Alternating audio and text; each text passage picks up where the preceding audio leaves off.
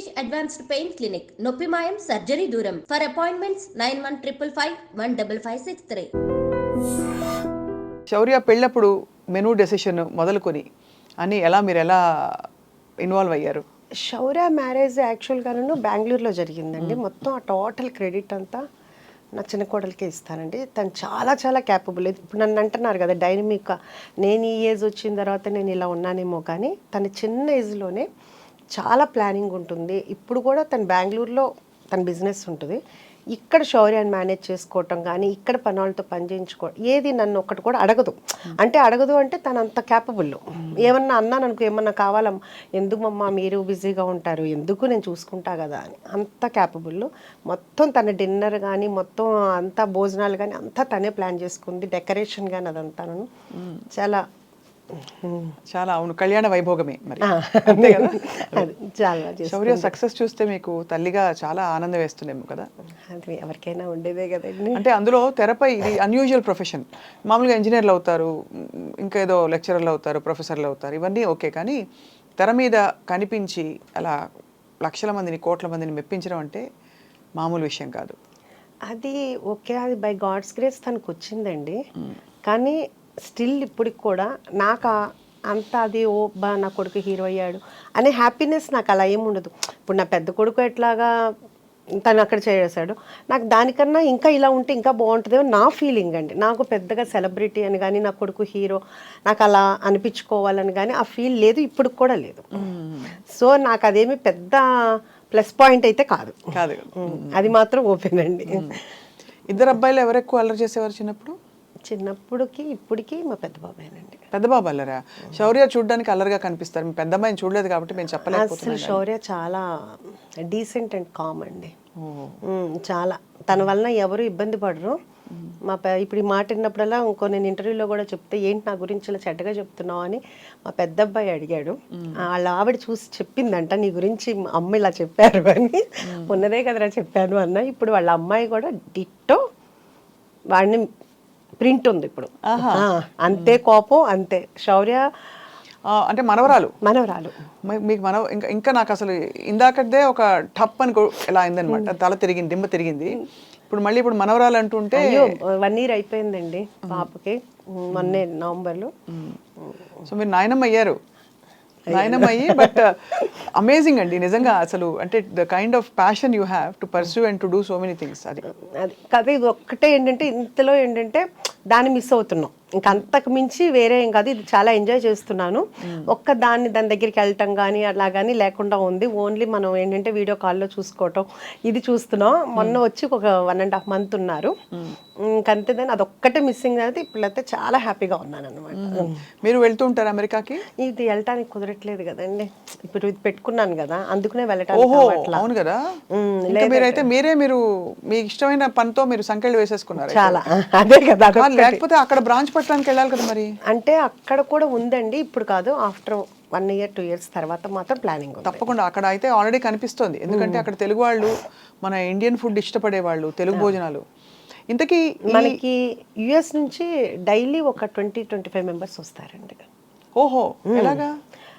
వాళ్ళు చూస్తారు కదా, వాళ్ళు ఇన్స్టాలో కానీ అన్నీ చూస్తారు కదా. వాళ్ళు టికెట్ కొనుక్కోగానే ఫస్ట్ ఒకటి పెట్టుకుంటారంటే, ఎక్కడెక్కడికి వెళ్ళాలని తెలిసిందే కదా. బొటిక్స్కి వెళ్ళాలి, లేకపోతే గోల్డ్ షాప్కి వెళ్ళాలి, పలానా రెస్టారెంట్కి వెళ్ళాలి, చుట్టాల ఇంటికి వెళ్ళాలని.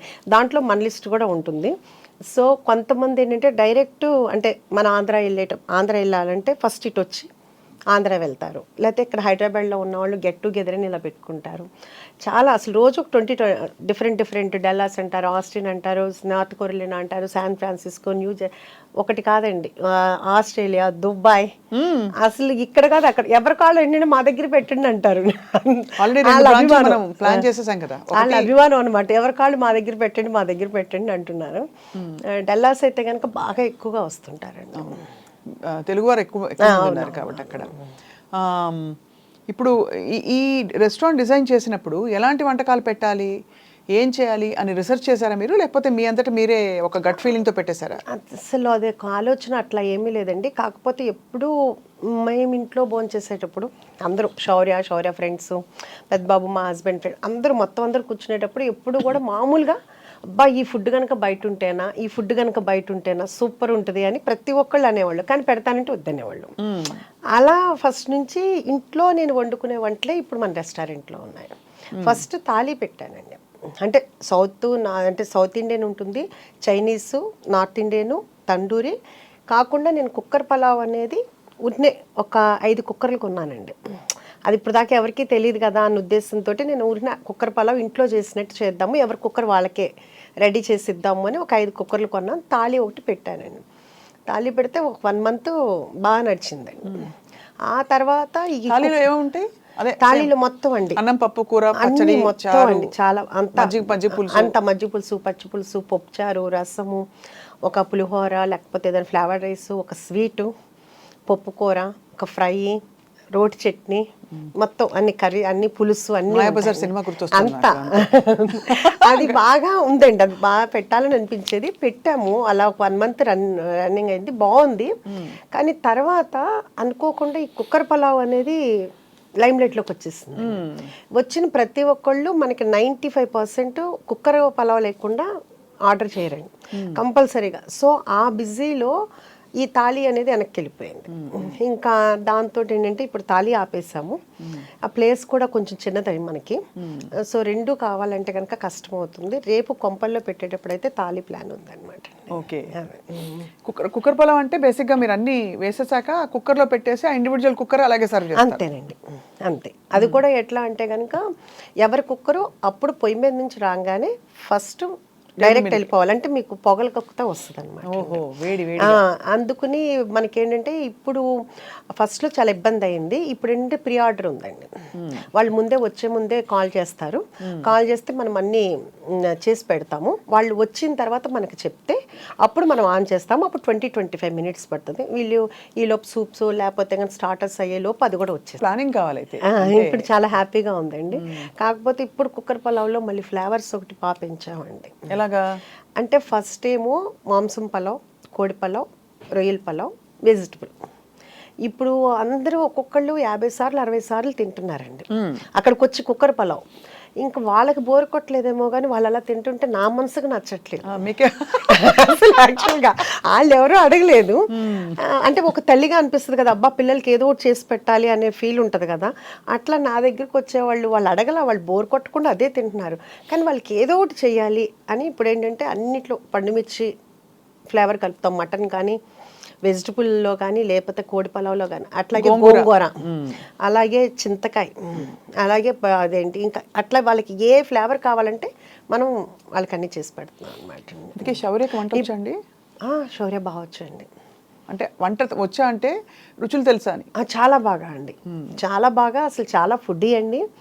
కాకపోతే ఇప్పుడు లక్ష్య సినిమా అంటే 2019 నుంచి డైట్ లో ఉంటుంది. ఇది పాపం సినిమా వాళ్ళకి అదొక ఇబ్బంది కదండి. అవునవును, సినిమా ఇండస్ట్రీలో ఉంటే చాలా. ఇప్పుడు అసలు తినమన్నా తినట్లేదండి. ఇప్పుడు ఏంటంటే మొన్న వచ్చి ఏరా ఏం తింటా అంటే అమ్మ నాకు వద్దమ్మా అన్నాడు. అదేంట్రా ఏదో ఒకటి అంటే నేను సలాడ్ తిన్నా అంటే మేము సలాడ్ చేస్తా ఉంటాం. ఓహో మీరు సలాడ్ కూడా చేస్తారా అని ఇంకెళ్ళేటప్పుడు అన్నాడు. సరే ఈసారి చూడు నువ్వు నా సలాడ్ ఎంత బాగుంటుందో. ఓకే అందరికీ మేమేం చేయమేమో కానీ మా చెఫ్ చేస్తారు, చాలా బాగుంటుంది, మేము తింటాము అన్నా. అదే అండి, అందుకని ఇప్పుడు మాత్రం చాలా డైట్లో ఉంటున్నాడు. అవును, చాలా కష్టం కదా.